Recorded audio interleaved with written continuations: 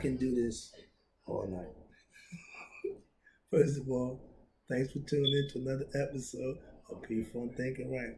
It should be Pfunk just clowning, but I'm just really enjoying myself. I'm having a good time. Hoping I'm getting the message across to you. I'm trying to do that and have a good time at the same time. So, trying to have some fun. Let's go. Now, the last episode, what I stopped off at was my yacht. We got gods and goddesses. Got some more for you. Oh, yeah. Now, the opposite of Mayat was Tahuti. Tahuti is considered God's brain, his wisdom, his knowledge, his main man. Outside of his eye, which was he set out to do before Tahuti came along, now Tahuti is his go-to God, considered his eye, the all-seeing eye. Tahuti, you see him described. He's also have a change. He's a baboon at the scales at the judgment day. He sits at the bottom, the top of the scale. He makes sure everything's calibrated right. And he's also on the side behind keeping notes for your 42 confessions of my eye. Oh, he's been around, so he's inside you. He's your head. He's your memory bank. He's actually your thought process. Get an understanding. These gods represent characters and aspects that's inside us that makes us who we are. They put it like this, so metaphorically and philosophically, they can explain it to you. And if you wise and intellectual enough to comprehend it, ooh, now you got something working. You got things going on upstairs. Why? Because we put stuff in that's useful, things that you can use. Metaphorically, you can put this in the concept and say, Tahuti. Okay, that's my brain. Okay, I'm thinking like God. There you go. Now you become God-like. Why? In aspects that God gave you, talent that He gave to you. All our talents are given from God. Yeah. Oh my God. Everybody achieves anything. They do what? Thank God. So He's the gift giver. Talent comes from God. Father, your mother, the ones who had you, they got talent, they pass it off to you. That's how it's done. That's all. You know, special God saying, well, I'm going to give you the talent. Nah. If you got athletic ability, it's passed along. If you got intellectual ability, scholarly concepts that in the genes, it's passed along. You got nerds who don't give a damn about no sports, but they smart as a tack. You got some that got both. That's the way to go. One, yeah, you can survive, but you're going to miss something. If you get somebody to help you out, then that's how it's done. That's why He gave you a mate. That's why He made sure it took two. You're born alone, but you're craving to be with somebody else. We look to get married. We look to have that mate. We look to be with somebody. The opposite. That's why it was done. First is for reproduction purpose. Now it's for my wife is my mate, my best friend, my confidant, my comrade, my partner.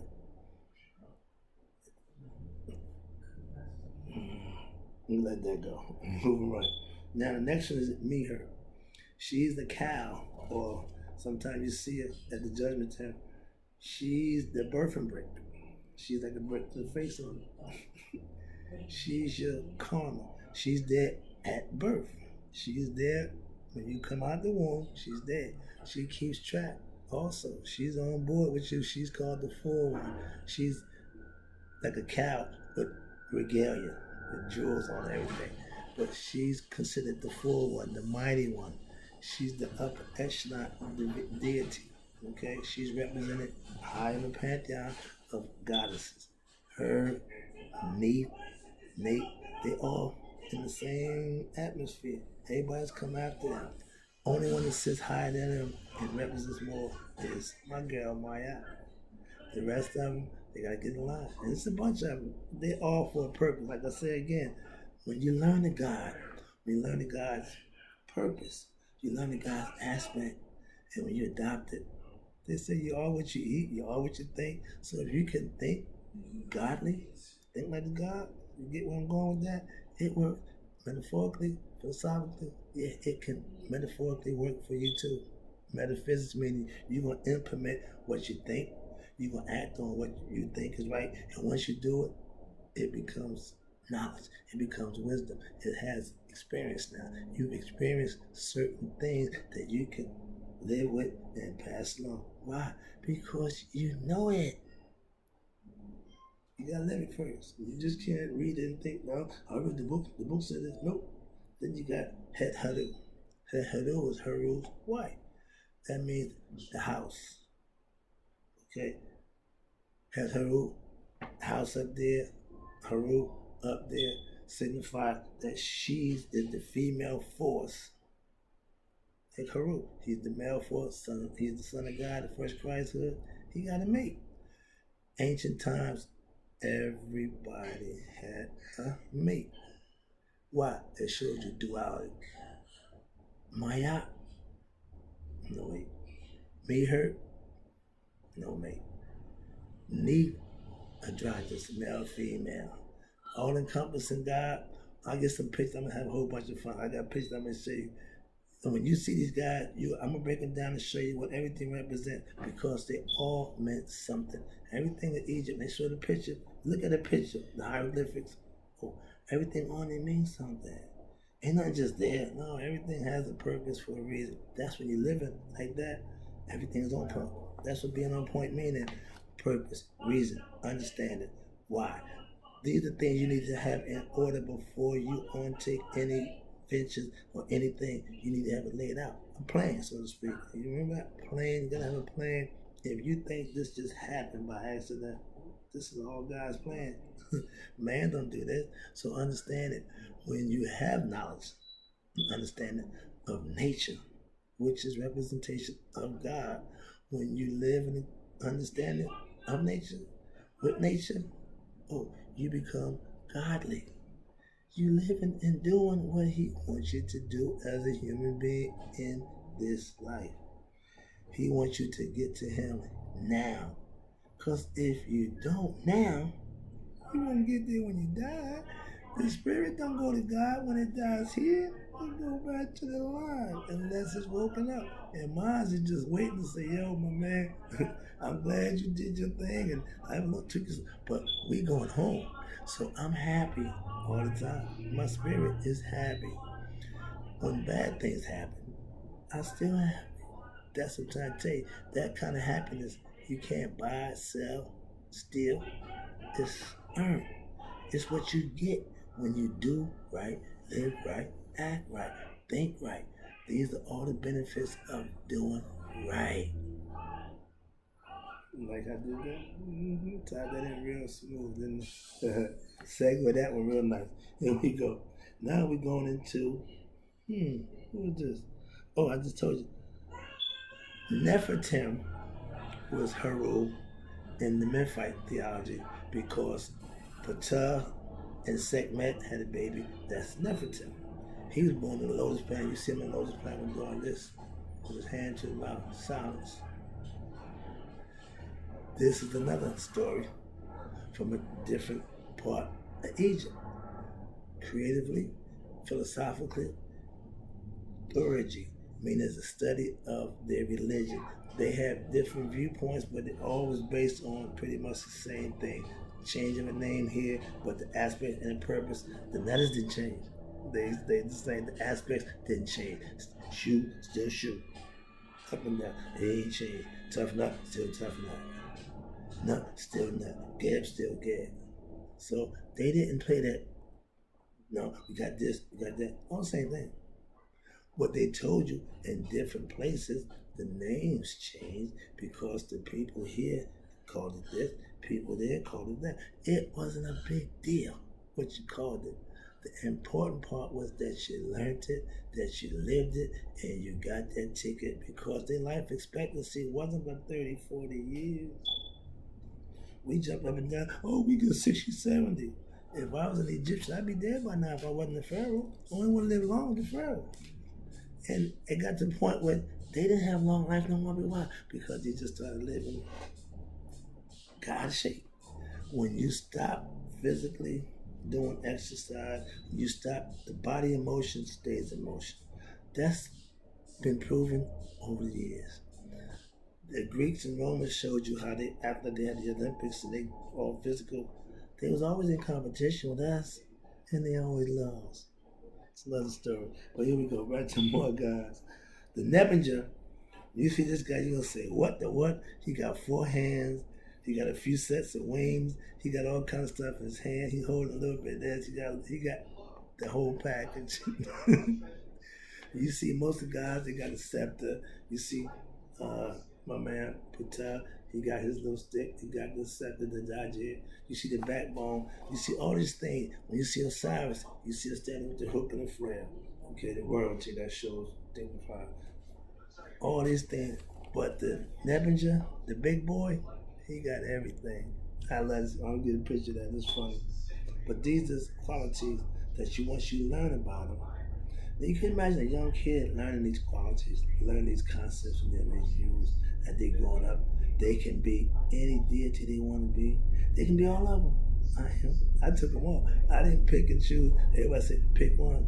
No, I like this one. I like that one. Here we go down the road. I'm gonna give you one right now. We got Mut. Now Mut is Mut, same thing. Mother. She's Amun's wife. They gave birth to a son, Kansu. Kansu was considered the moon god. You see him, his headdress, he got a moon shape over his head. But in every city had a different. These, Waset, and Memphis, they had different stories by different names. Same story, but just change it a little bit, tweak the name, all the same thing. The noon is still the noon. Ra is always going to be Ra. Certain things didn't change, but they're all intertwined one another. If you look at it and break it down, they're all connected. Trust me. And this is a beautiful thing because the majesty of it is when you learn the interaction of all of them, you learn that's knowledge, that's understanding. Now you're getting insight, you're getting character building, you're getting your godliness stacking up with merit of understanding and knowledge of self. The gods, you are them. They are you. Once you understand that, you'll be fine. Here we go. Kuna. He is known. He's first with the horns, the ram head god. He's the one that creates man. He creates the body. He fashioned the body. The part of the idea when God took man from the dust and made it clay. And that's Kuna.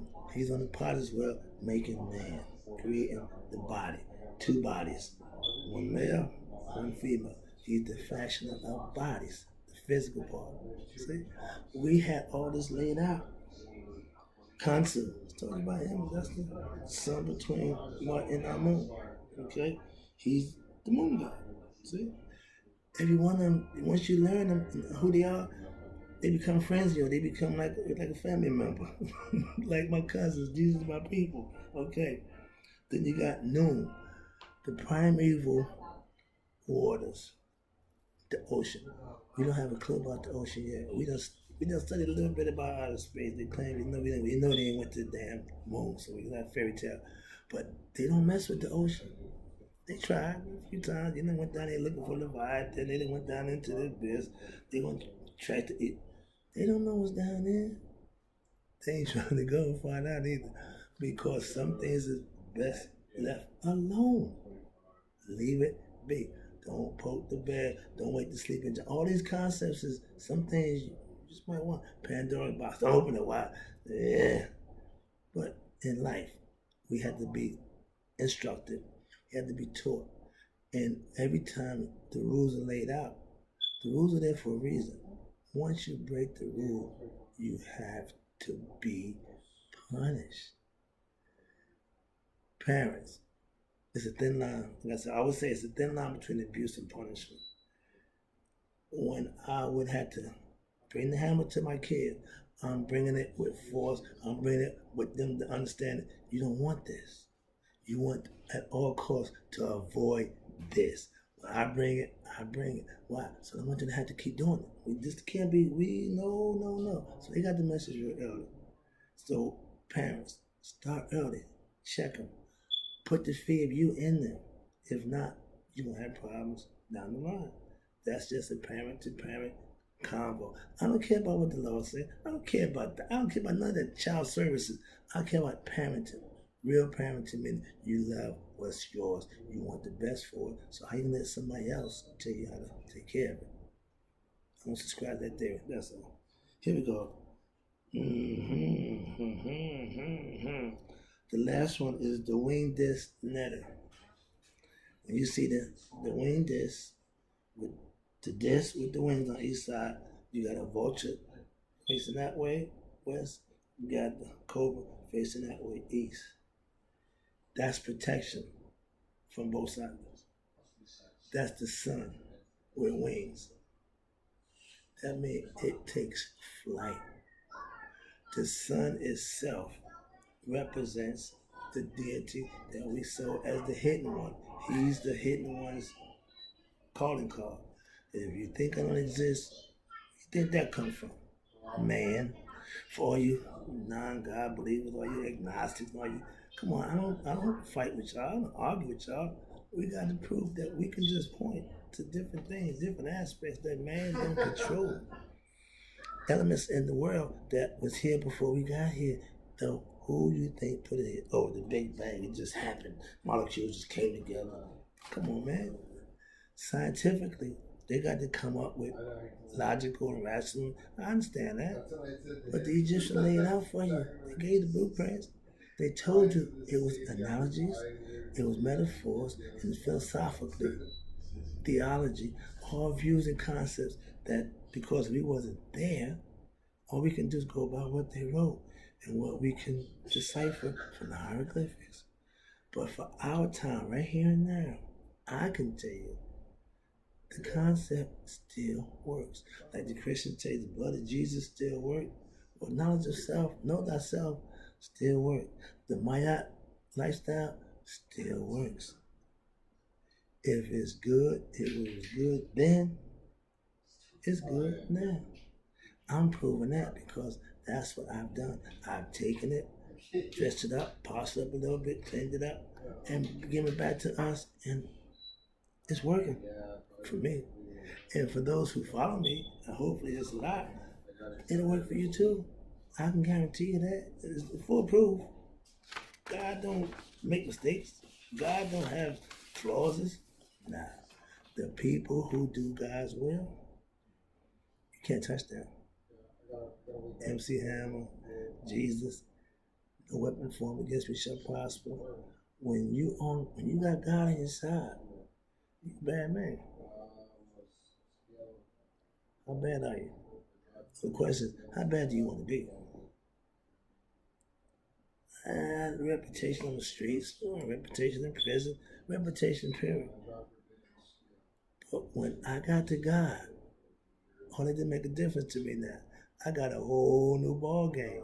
Trust me, God will do that for you. If you trust Him, I do. Do you? I'll be back. Trust me.